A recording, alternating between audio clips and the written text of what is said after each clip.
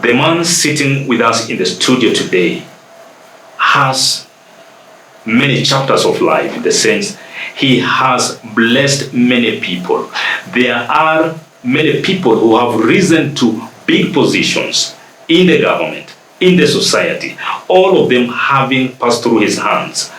The man in the studio has opened numerous Christian missions all over in Migori County and beyond. But where did he really come from? The man in the studio attempted suicide on a number of occasions during his youth. The man in the studio, who is a bishop today, grew up despite having been rejected by his biological father. He slept in sacks. He grew up basically without nothing. In other words, he was a nobody as compared to who he is. Welcome to the studio now for us to really hear from the horse's mouth and to hear the history of a man who has written the history of families and faiths with indelible ink. Thank you.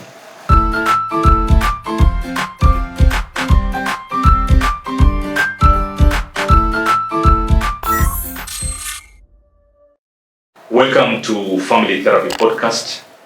And this is going to be a very powerful show. This is possibly going to be one of the most uplifting shows. And before I really start, I would want to draw your attention to a very well-known saying which says that I cried that I had no good shoes, or that I did not have fashionable shoes until I met a man who had no legs. In the studio, I have a guest whose story moved me into tears.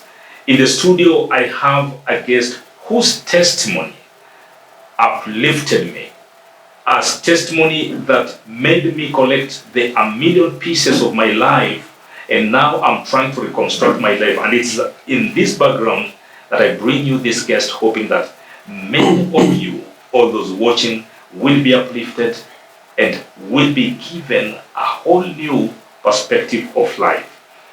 Without going any further, I want to invite our guest into studio, and he will introduce himself. So welcome, sir, to the Family Therapy Podcast studio. Introduce yourself, and who are you? Thank you, George. My name is Pastor John Abisaim Kabana. Pastor John Abisaim Kabana was born in the year 1958 in Kakamega district. Was born in a polygamous family. My father had 2 wives, and my mother was the younger one, of course. We lived a happy life for some years. Some years back, my father traveled to Uganda, and while in Uganda, he got a missionary mission organization, a Greek Orthodox church, which wanted to have a priest who would come to Kenya and promote their church. The idea seemed so good to my father, but then that job had a condition that one must have but one wife. Good enough to us, we were born, but bad enough to him, he had 2 wives. So he had to make up his mind, and his mind was to come and divorce the second wife and completely reject the children from that woman. I remember very well, it was in the morning around 9 when my father came out. He came from the home of the first mama, and then he came home in the morning. He summoned my mother, but that was a little bit harsh because I had never seen him summon him by the name, "You woman, come here." So as it's a culture and you are the younger boy or the younger child, you would always go out. I was only 6 years of age. So I went out with my mother holding her dress and accompanying her. When she came out of the house, my father spoke some words. In the beginning, I did not understand how they were going to affect us. But he said in our Luya language, and he said, "You woman, I am denying and denouncing you not to be my wife from this day. So I command you to pack and go with all your children." And then he continued to vow the second vow in Luya language and say, "If I cross this door, let me fall and die."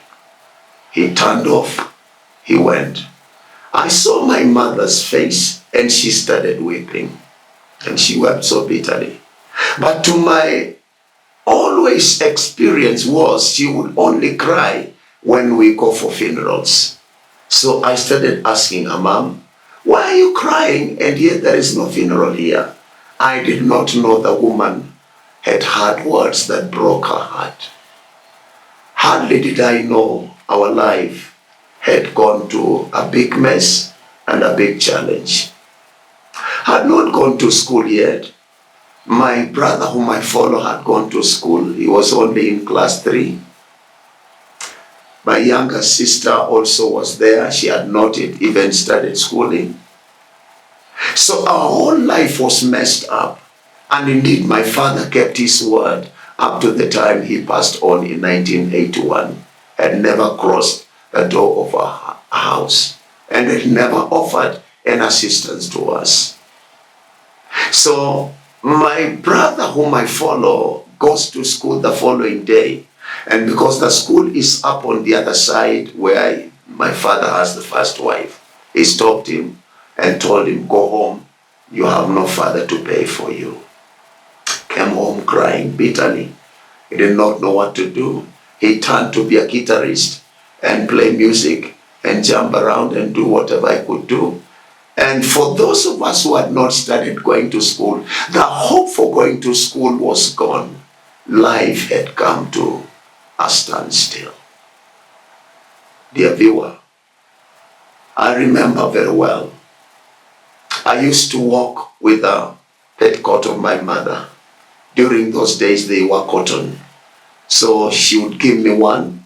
I would stitch in between to make it look like a short trouser for me to walk like a boy. But all of a sudden, they would turn into pieces.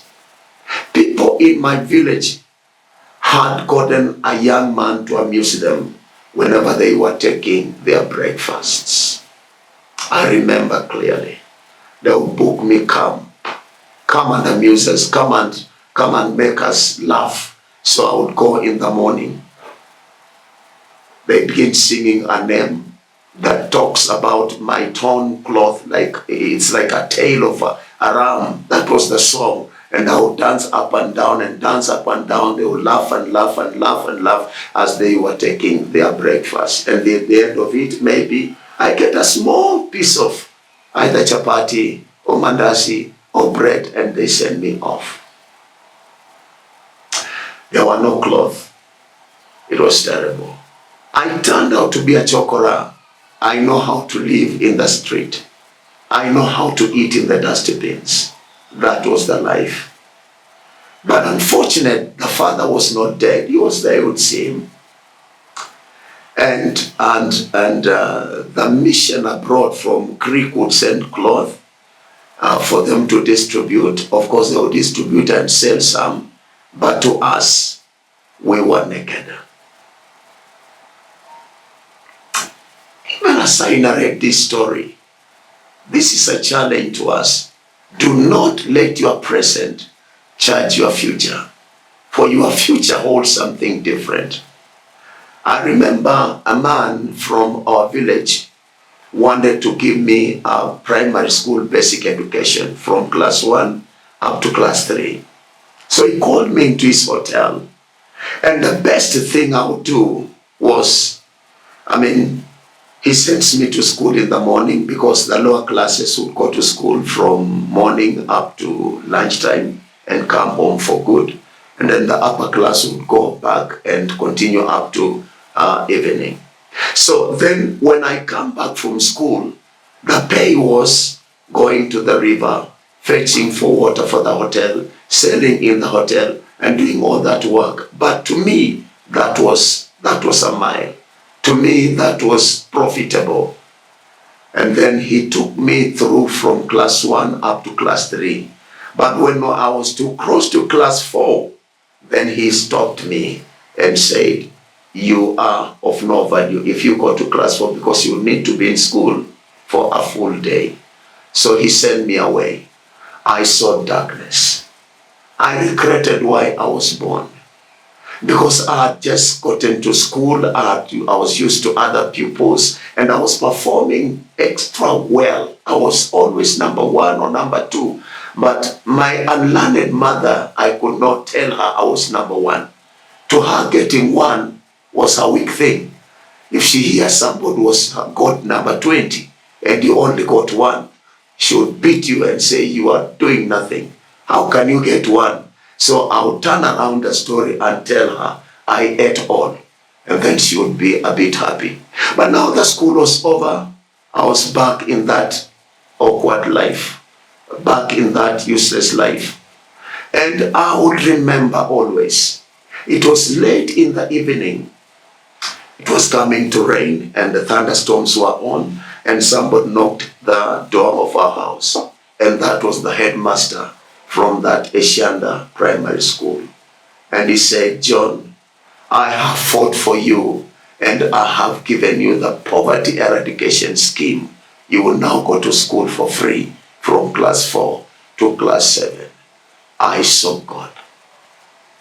Thank God for everyone that is giving assistance to those people that are needy. Amen. It is an investment. It is not for now.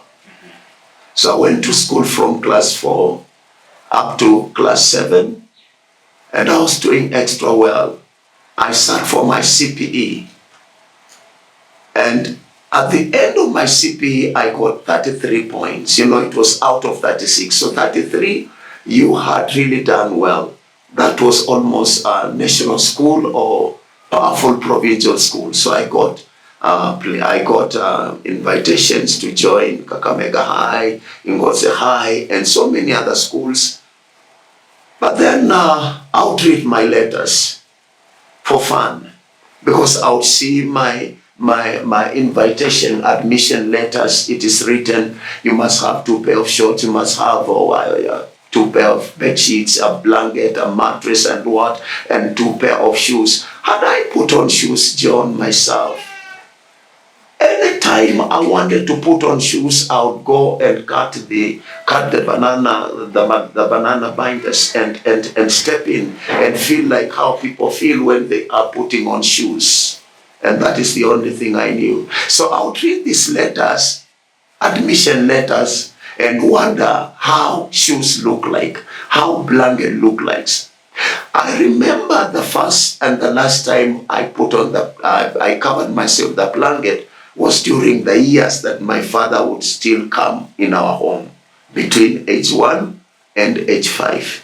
Because when he is in the other home state, before he comes to our home, then I would sleep in our bed with our mother and cover the blanket. But all was gone. So now my blanket was that sack, the sack of rice, the sack of sugar. We had some sack of sugar from Lugasi sugar in Uganda that looked a bit soft. The sacks made of sisal. Yes, made of sisal. So I would go into the sack. The sack was my blanket, was my mattress. And so I wondered whether I would go to a secondary school in a sack or with a sack. But that could not work. Now, I was, unfortunately or fortunately, our house is by the road. So I would always go by the road to see my fellow pupils who are going to secondary schools, those who had even lower grades and lower points, and I saw them go until on 15th of February, when was the deadline. Then I knew I was not going to school. I made a decision to commit suicide. So I said, life means nothing. I did not see anything, any valuable thing in my life. So I made up my mind and said, I think I have to end my life now. I've suffered long enough and I don't want to continue. So I made up my mind that on Monday morning, I would wake up and not tell my mother where I was going, but I would travel from our home in Bukura to Butere railway station and hide somewhere in the corner. When the train comes hooting, then I will sleep on the railway line and the train runs over me and my life will be over. So on Saturday, I was not talking to anybody. I was not eating anything. I was saying bye to everything, bye to everything. Bye-bye to the trees which supplied guavas. Bye-bye to the mango trees where I got mangoes. Bye-bye to the river where I took bath. And sad enough, when I came to the home of my father, the first home, and I looked at the home, my eyes rolled with tears. And I said, bye, because then I will not come again and I will not see this home and this homestead again. So on Sunday morning, I did not go to Sunday school. I was full of that spirit of committing suicide because tomorrow I will be going. Thank God. Thank God of the 11th hour. Amen. On Sunday, 1:15 in the afternoon, the man who took me to school from class 1 to 3 comes home and says, John, you are going to school tomorrow. Prepare. Then the dark cloud of societal decisions went off. Now I was fresh. I ran to the church. I met my mother. She gave me 1 shilling and 50 cents to go and buy some soap and some cotton. I came to do washing. I had only 1 pair of shorts and 1 pair of and 1 short trouser and 1 shirt. That was all I had.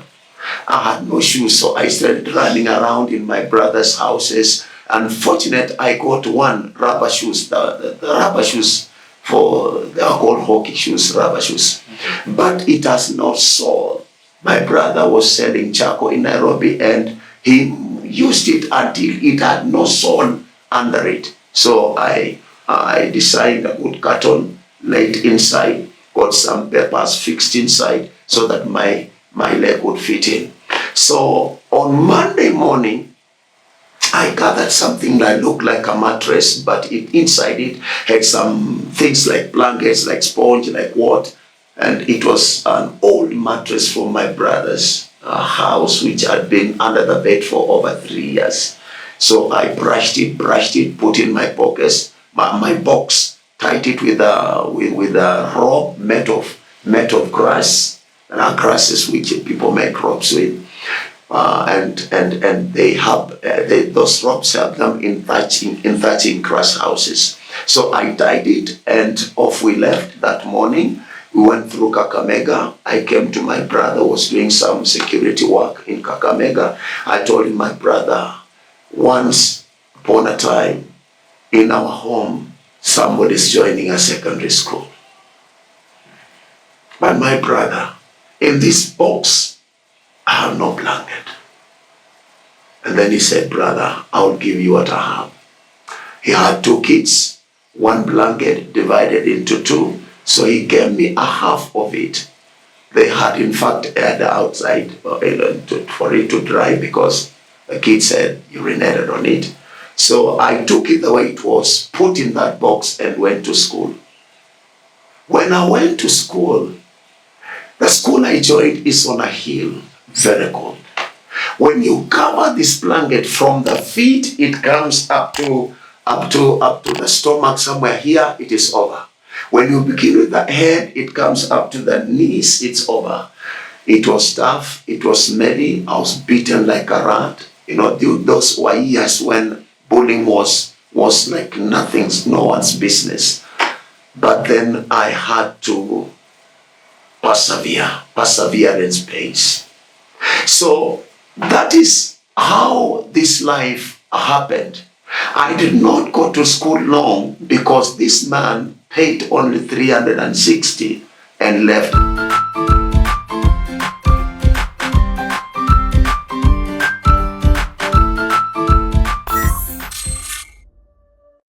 And the whole fee was 715 for the whole year.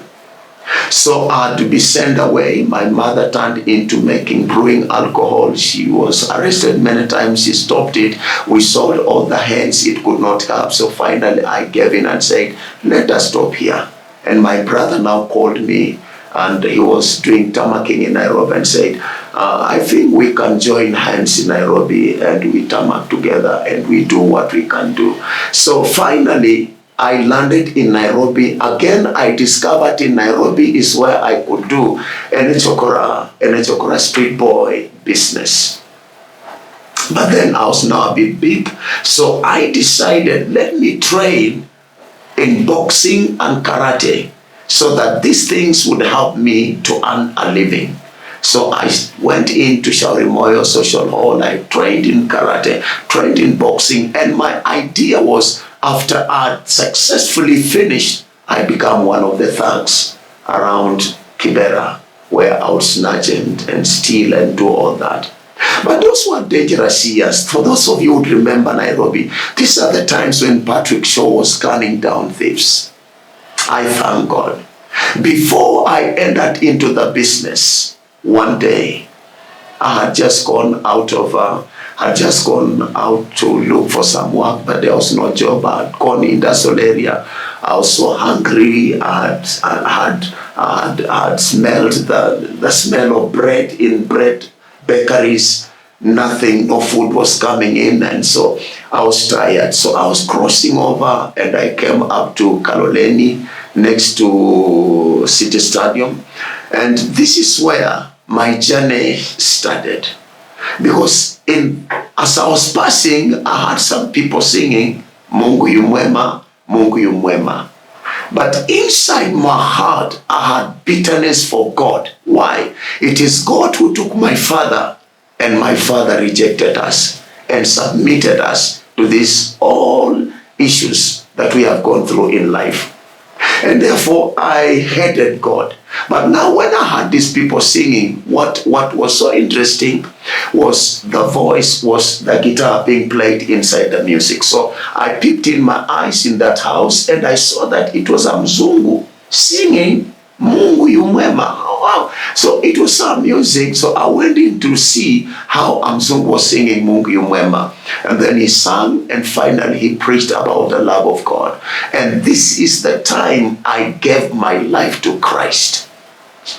And giving my life to Christ was the beginning of my new chapter in life. Now let me speak about a few things that, as a young person that was going through these things, struck my mind. Number one, when I was growing up, I said to my heart, I'll never forgive my father. Why? Because he exposed us to all this shame. He exposed us to all this life, and yet he was our father.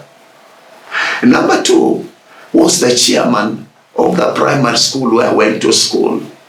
One day, he sent us home. I remember I was in class 4, and he sent people's home to go and bring their fathers. So I went to him and told him, Chair, you understand my case. It's known all over this village. We are a family that were denied by father by vow, and everybody knows. Please tell me what you want so that I can go home and bring it. And he said, I have said I want fathers. If you don't have a father, go and seduce your mother to me, that I marry her and I become your father. That statement struck me. I've begun my journey for 70 years, but it's still fresh in my mind. I've forgiven him, but I remembered, how can I go and seduce my mother for another man? Why did our father expose us to this shame? So I cried the whole day.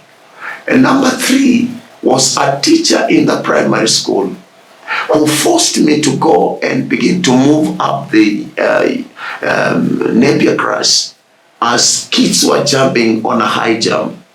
I tried to refuse because I felt it was not safe for me, but he forced me. He even caned me. But when I went there, as I was peeping my eyes to the football pitch, somebody came to jump, and the Napier grass found my eye wide open. It stuck in. They removed it. Blood came after blood, water. And I kept in my mother's house, crying for 3 weeks in deep pain. No one from school came to see where the child went. My mother did not know what to do. I had no father to take care of me until my right eye got destroyed. I said in my heart, I will not forgive that teacher. But let me tell you, my viewer, when you learn to forgive, the pain goes. Because every time I held those things in my heart, the more pain came over my body, my soul, my mind, and the torment of all those came upon me. But the day I gave my life to Christ and said, I forgive all. I forgive my father. I forgive the chairman. I forgive that teacher. I forgive whatever I've gone through. Then I discovered life was beginning to become promising in that situation. I want to challenge somebody. At times we go through challenges in life. At times we look like we are rejected. Let me tell you, my viewer, today, those of us who are like rejected, we have become the breadwinner even to our larger family.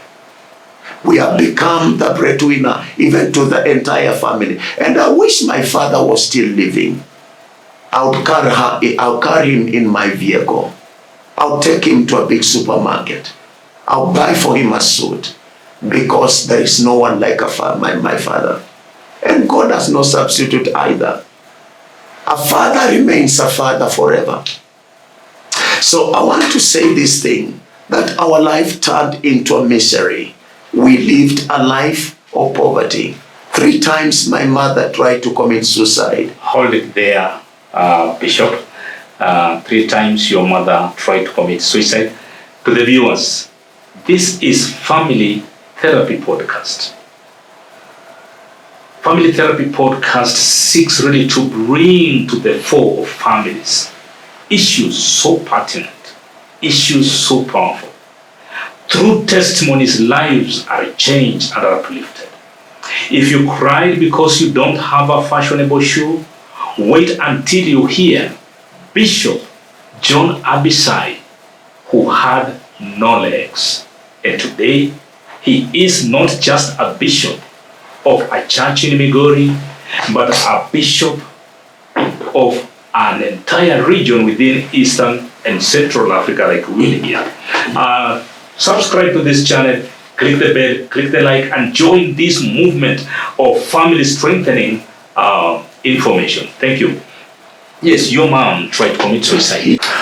My mother tried to commit suicide 3 times, my viewer, because life had become unbearable. She would work day and night. She would go fetch water in the old village hotels. And words were so many, and it was tough on her. So 3 times she awoke me in my small thatched roof house in my sack, and she would call me out. And every time I went out, find she had spread her sisal sack cross next to the fire, and she would tell me, my son, I've tried to commit suicide today, but every time I want to pour the poison in my mouth, I remember you. If I have suffered with you, how will you suffer without me? And she would break into tears and give me the bottles, go and throw into the toilet. And so 3 times She did not commit suicide.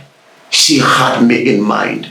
Thank you for mothers who never give up, even when situations are hard and tough.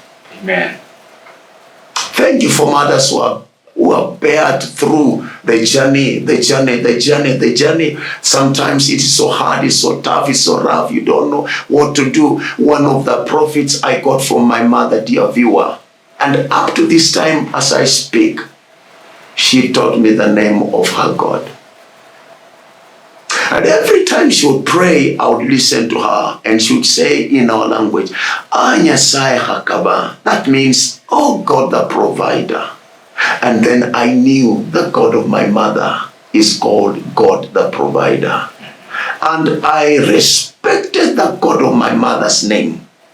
But I always used it when it was almost over. You know, when we grew up, we were using the King George coins, small ones with some holes.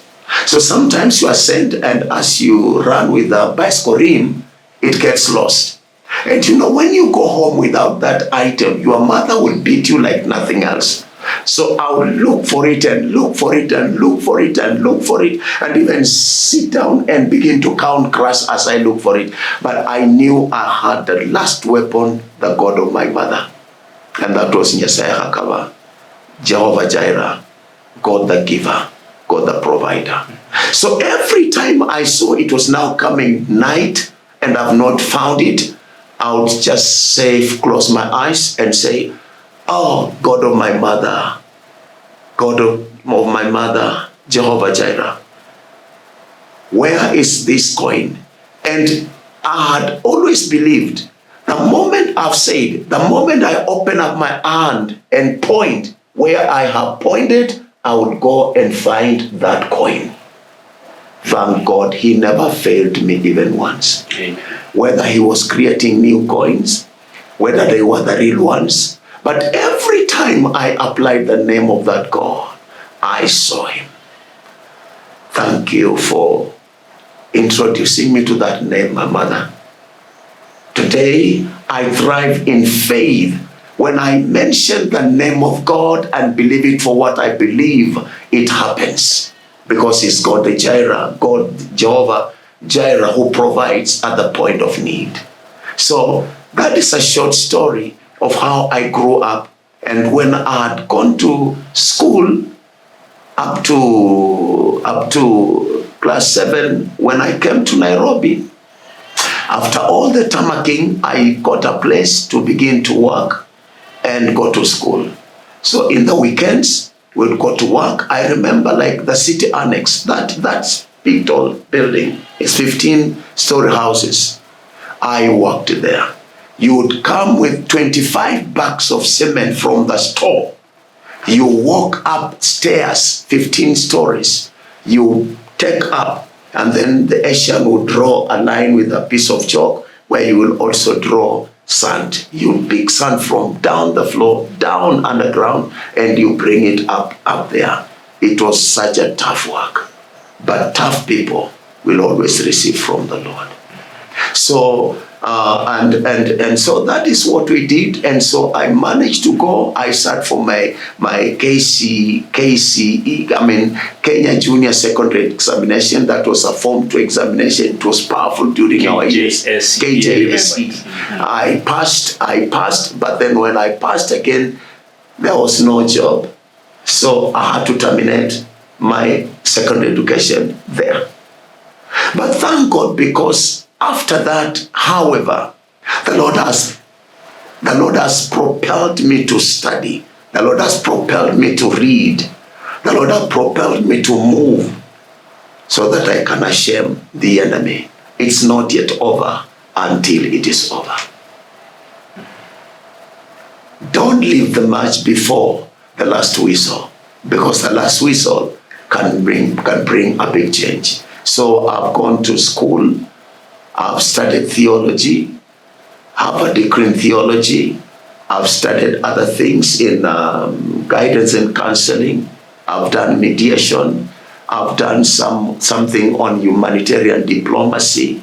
I have all those papers and that experience and that exposure. And today, God is using me to reach many nations of the earth. On Monday, I'm traveling to Burundi and Congo. And on 3rd, I'm traveling to Sweden for conferences and meetings. Never give up. Your tomorrow is powerful. Today, you may sleep hungry, but tomorrow, you'll be eating and dining well. Today, you may look like a chokora, but tomorrow, you may be a great man in your life. Don't give up. Don't give up. Do not let your today judge your tomorrow. Your tomorrow is powerful. Thank you for listening to me.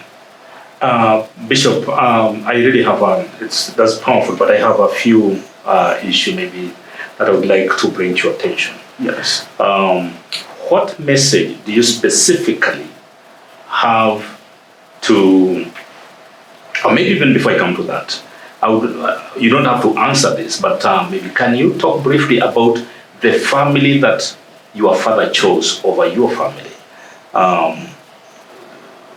Maybe like how you relate with them, how they ended up.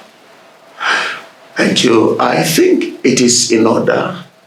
I think I have just talked briefly about it. But the family which our father chose vis-a-vis ours is now depending on us. Totally depending on us. They are depending on us. Depending on us. Many issues. They're depending on us. Because it never worked. The grace that God gave us, the grace that God gave our family today, the other families that the Lord has blessed, the families that God has blessed, the families that God has used. So, in brief, I would say, we have a good relationship today. We relate well. We have them. We take some to school. We live with some of them from that family. Whatever you plant, you will sow, you will reap. Whatever you sow, you will reap. And I want to believe we are doing what we can to help that family. So we live in good relationship, but I may say they are dependent on us. Let God be God. And then the other thing, Bishop, that as a speaker on family matters, I have come across many young people who are at the verge of really giving up. And some of them, and especially incidents of suicide, are quite on the increase. What message do you have for the young people who might be listening to you, or even the parents to such young people who are at the verge of giving up? What message do you have for the young people? I have a message to them. If I had committed suicide because of the situation I was going through, I wouldn't have enjoyed what I've enjoyed. I wouldn't have traveled where I've traveled. I wouldn't have built the house I have at home. I wouldn't enjoy driving the car I'm driving today. Do not give up because of a situation. Because as I told you, we have to go through a school of life. And sometimes a school of life, God prepares you through what we go through. At times what we suffer from is a preparation for us on to handle what we shall get tomorrow. So do not give up because of what you see today, because your tomorrow holds your future. And to parents who think you have kids who may not be so helpful to you, please, God has a plan for each and every one of us. Amen. And that is what he says in the book of Jeremiah 29 and verse 11. I have a plan and a good plan for you, to give you a hopeful future. So there is a future for every child and a future for every parent. Please, parents, those of you who have 2 wives, do not neglect either. Treat them equally. Love them equally. Do not bring miseries. Not let them cry as we cried. Not let them go naked as we were naked. Not deny them school as we were denied. You never know who will help you tomorrow. Bishop, that's really powerful. My father had 3 wives, and maybe the beauty of it is that he loved all the 3 of them equally. But there are also children who are going through painful family conflict. What would you also talk in regard to conflicting parents? You know, what message do you have to the parents in regard to maintaining that peace and harmony? Because the words that your father used towards your mother made her cry, sending a confusion signal, you imagining who's dead, that mom, you're crying. So what message do you have for you are as a mediator, or what message do you have for couples on in regard to conflict in families? Yeah, couples, I want to advise the following things. Kids are kids, and they will always see and learn from you as parents. And one of the things I've been hearing, a parent brought a young man who is in the university, and the young man had decided to begin smoking opium. But he did not know what to do. So then he brings this boy to me and leaves him to me. And I was asking the boy, why have you decided to smoke opium? And he says, I've decided so because our father has decided us. We do not have a father figure.